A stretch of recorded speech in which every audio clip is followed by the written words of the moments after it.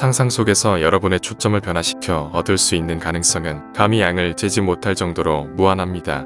어떤 한계도 없습니다. 삶의 드라마는 우리의 육체적인 행위가 만들어내는 것이 아닌 우리의 분위기와 감정이 만들어내는 상상력의 활동입니다. 감정은 모든 것들을 그 감정이 선언하고 있는 것을 향하도록 솜씨 좋게 인도합니다. 그래서 감정이야말로 삶의 환경들을 창조하고 사건들을 명령하고 있다 말할 수 있습니다. 소망이 성취된 감정은 일상적으로 붙고 있는 감각의 철장 위로 우리를 쉽게 들어 올려주는 파도와 같습니다.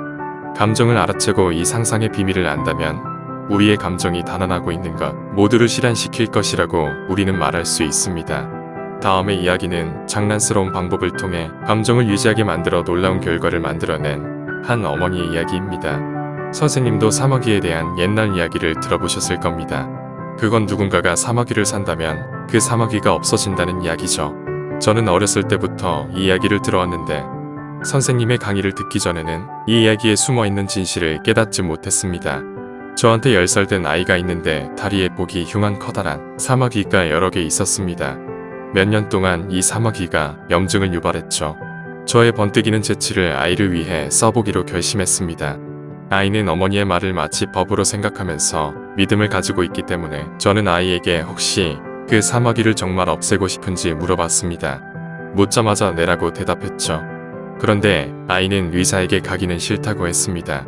재밌는 게임 하나를 하자고 제안했고 아이에게 사마귀 하나당 얼마의 돈을 주기로 했습니다. 이 방법이 아이에게는 잘 맞을 거라고 생각했죠.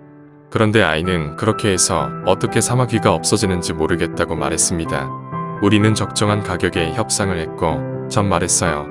이제 엄마가 그 사마귀들에 대해 돈을 지불할 거야. 그러면 이젠 사마귀는 더 이상 내 것이 아니야.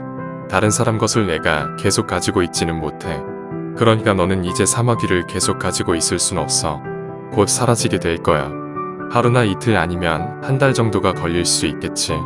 그래도 이건 명심해. 엄마가 그것들을 샀으니 그것들은 이제 엄마 것이 됐어. 아들은 우리의 게임을 꽤나 즐거워했죠.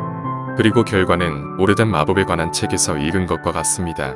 정말로 열흘도 안 되어 사마귀는 점점 사라지기 시작했고 한 달이 되어 갈 쯤에는 아들의 몸에 있던 모든 사마귀가 완전히 사라져버렸습니다. 여기에는 속편이 있습니다. 그건 제가 다른 사람들한테도 사마귀를 샀었거든요. 그들 역시 아주 재미있다고 하면서 사마귀를 하나에 5센트, 7센트 아니면 10센트에 사가는 데에 동의했었죠. 한 명도 빼놓지 않고 사마귀가 다 사라졌어요. 그런데 제가 그것을 사라지게 한 건 상상력이라고 말했을 때 그 말을 믿었던 사람은 오직 저의 어린 아들밖에 없었습니다. 자신이 어떤 감정에 놓여 있다고 상상한 사람은 그 감정의 결과를 얻게 됩니다. 자신이 어떤 감정 속에 있다고 상상하지 않는 자는 앞으로 그에게 다가올 결과를 계속해서 예측할 수 없습니다. 아일랜드의 위대한 신비주의자 A는 환상의 양초에서 이렇게 말했습니다. 나는 지금까지 나와 상관없는 듯 보이고 변경할 수 없는 것처럼 보이는 환경 속에서 내 감정의 신속한 메아리와 대답을 인식했다. 그래서 내 안에서 새로운 감정이 일어나는 것으로 미래를 예언할 수 있게 되었고 나는 어떤 특정한 사람을 곧 만나게 될 것이라는 감정을 읽으면 그들을 만나게 되었다. 심지어 무생물조차 이런 감정의 흔들림의 영향 아래 있었다. 하지만 인간은 새로운 감정이 자신 안에서 일어나는 것을 기다릴 필요가 없습니다. 인간은 자신의 의지로 행복한 감정을 창조해낼 수 있기 때문입니다.